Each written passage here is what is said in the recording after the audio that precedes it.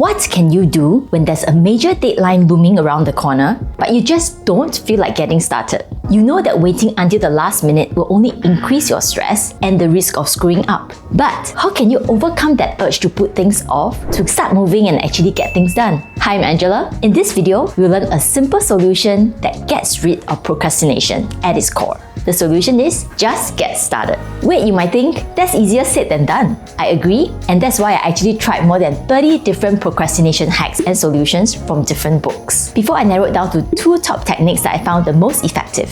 And I'll be sharing how we can combine them to take a step further to create more momentum.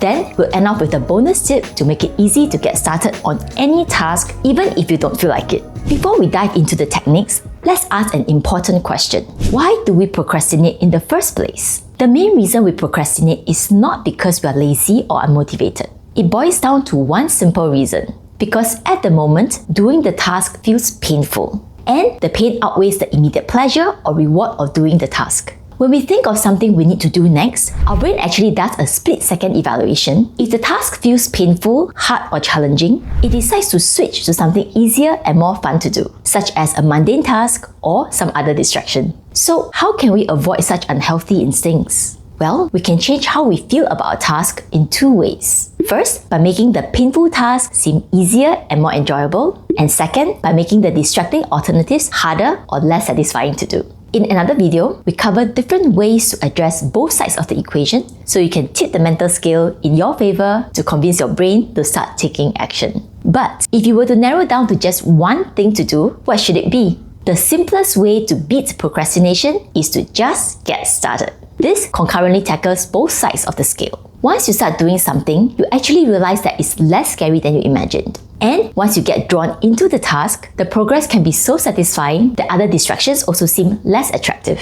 But here's the dilemma. The hardest part of procrastination is to get started in the first place. That is why we're going to learn not just one, but 2 popular techniques and to bring them together to make it pain-free and effortless to take your first steps. First up, we have the 5-second rule by Mel Robbins. This technique is actually very straightforward. Whenever you think of an activity that's productive or good for you, immediately do the 5-second countdown. 5, 4, 3, 2, 1, action. That's it. But how can this technique be so simple yet so effective? Here's why. Usually, when we must do something important, we tend to overthink it. The more we wait, the harder it seems, and we end up avoiding it to do other easier tasks. Over time, procrastination becomes a mental habit that's hard to break, forming a negative loop. Instead, when we do a countdown, it keeps our brain occupied so it doesn't have the chance to start coming up with excuses. At the end of the countdown, when you start taking action, it also creates a series of physiological changes to make us more confident and motivated, thus starting a positive loop. In our other video, you can learn how our thoughts, feelings, physiology, and behaviors are intertwined. The beauty of this technique is that you can use it virtually in any setting on any task. Just 5, 4, 3, 2, 1, go and start doing your workout. Or 5, 4, 3, 2, 1, go and start working on your business plan. Or 5, 4, 3, 2, 1, go, put down your phone and start writing your job application.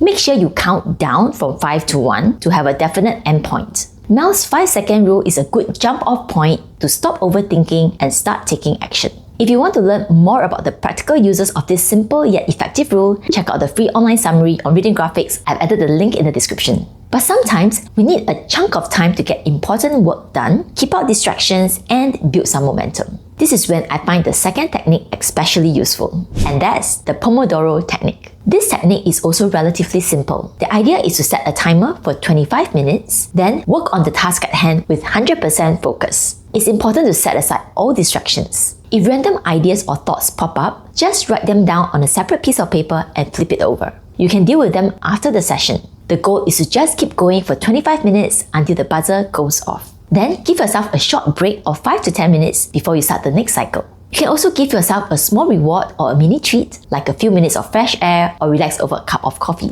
Then start another 25-minute cycle. After 2 to 3 cycles, take a longer break of 20 to 30 minutes. The Pomodoro technique works for similar reasons to the 5-second rule. There is relatively little resistance because working for 25 minutes seems very doable and you have a small reward to look forward to. You feel good at the end of each session and want to keep going. This helps you to build momentum and it improves your ability to stay focused on a task. Often, once I can get myself to sit down for 25 minutes, I'll get so engrossed in the task that when the buzzer sounds, I'll just turn it off and keep going. After a solid work session of say 2 to 3 hours, I also feel less guilty about rewarding myself with a proper break. Both techniques are great for helping us to get started on a task without overthinking or overcomplicating stuff. I realize that it gets even better when you combine the two techniques, because that's when they feed off each other with a multiplier effect. Basically, you use the 5-second rule to get yourself into action mode, then sustain your momentum with the Pomodoro technique. For example, 5, 4, 3, 2, 1, open your calendar and pen in the Pomodoro slot for tomorrow morning. Then, when the time comes for your focus session, 5, 4, 3, 2, 1, put away your distractions, set the Pomodoro timer, and get going. After your 5-minute break, if you feel reluctant to return to your task, then 5, 4, 3, 2, 1, set aside your treats and get back to your workstation.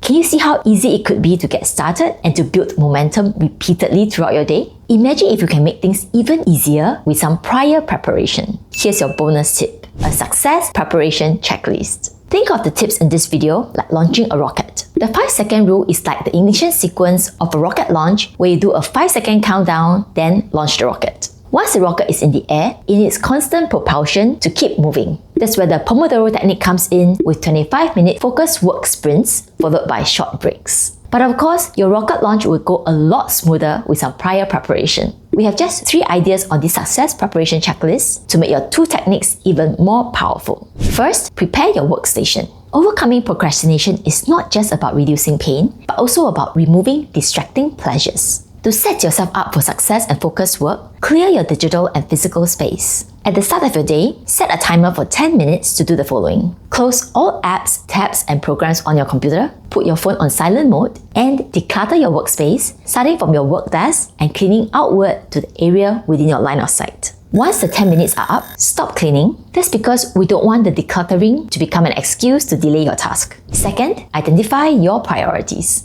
Brian Tracy has an interesting analogy. He says that tackling the hardest tasks is like eating a frog. You want to eat the biggest frog as early in the day as possible to get it out of the way and not have to worry about it anymore. Doing that will also ensure that you make solid progress even if you run out of steam later in the day. So, set a timer for 10 minutes and this time, write down all the important things that you need to cover today. Then, put your biggest and most challenging frogs first and organize the smaller, easier ones toward the bottom. Now, we'll move to the last item on the checklist. Break down the biggest item into easy steps. When you think of your biggest frog for the day, you might feel a little bit overwhelmed. This is why we're going to set a timer for another 10 minutes and use that time to break the big task down into smaller, bite-sized chunks that feel simpler and easier. Ideally, narrow it down to a starting point that is clear, specific, and can be completed within a 30-minute window, which is equivalent to 1 Pomodoro cycle. For example, if your task is to write a report, then the first step could be to create an outline or to gather relevant data.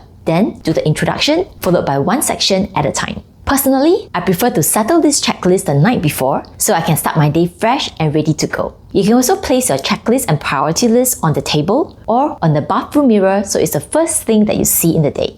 Did you notice how every checklist item is limited to 10 minutes? That's because procrastination can be quite sneaky. If you're not careful, you end up spending hours on preparation and that becomes an excuse to avoid the real work. But when done right, you can use the 3-part checklist to prepare yourself for success. So you use your time for focused, impactful, and seamless work. The techniques in this video have helped me to transform frustrating delays to satisfying results, and they will definitely help you if you apply them. Don't forget to subscribe and check out the free reading graphics book summary links in the description below. And since this video is all about getting started, why don't we get started together right now? I'm going to count down from 5. Use that time to think of something that you want to start on today. By the end of the countdown, make a commitment by dropping the action item in the comments below. Ready? 5, 4, 3, 2, 1, go!